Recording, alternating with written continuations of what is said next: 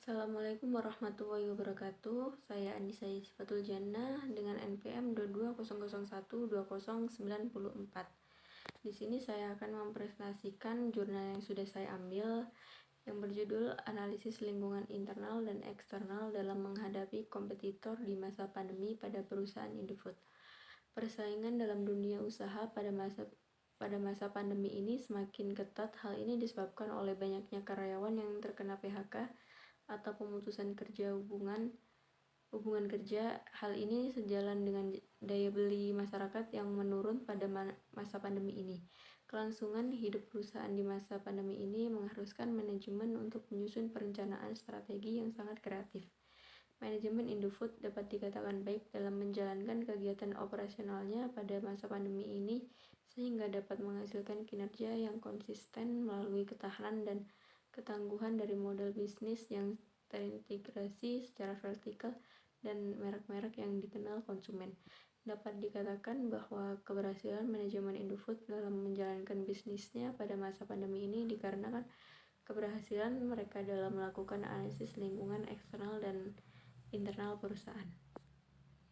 Tujuan analisis di sini yang pertama yaitu lingkungan internal dari perusahaan, lingkungan eksternal dari perusahaan. Yang ketiga, strategi alternatif apa yang bisa diambil dalam menghadapi kompetitor di masa pandemi pada PT tersebut.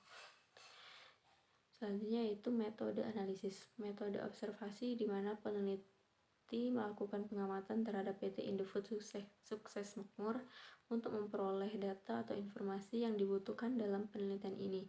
Fokus pengamatan mengarah pada keunggulan yang dimiliki oleh perusahaan, kelemahan yang menjadi faktor penghambat, peluang perusahaan, peluang di masa yang akan datang, dan ancaman yang akan dihadapi oleh perusahaan. Dan juga peneliti akan menggunakan metode dokumentasi di mana peneliti melihat dan mempelajari catatan serta dokumen yang berhubungan dengan gambaran dari perusahaan, baik visi dan misi, keuangan, dan struktur organisasi.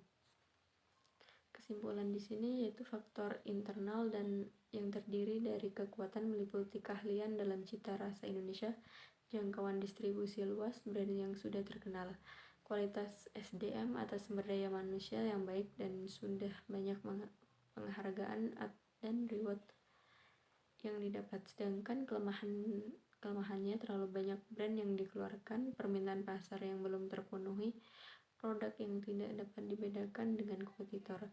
Faktor eksternal yang terdiri dari peluang meliputi melakukan ekspansi ke luar negeri, melakukan diversifikasi terhadap produk lain, pasar domestik yang berkembang, segmen pasar yang baru, dan pasar internasional. Sementara ancamannya ketatnya persaingan yang dilakukan persaingan dalam hal iklan maupun inovasi, tidak fokus terhadap satu jenis produk, persaingan harga dengan kompetitor. Sekian dari presentasi yang sudah saya sampaikan, kurang lebihnya mohon maaf. Wassalamualaikum warahmatullahi wabarakatuh.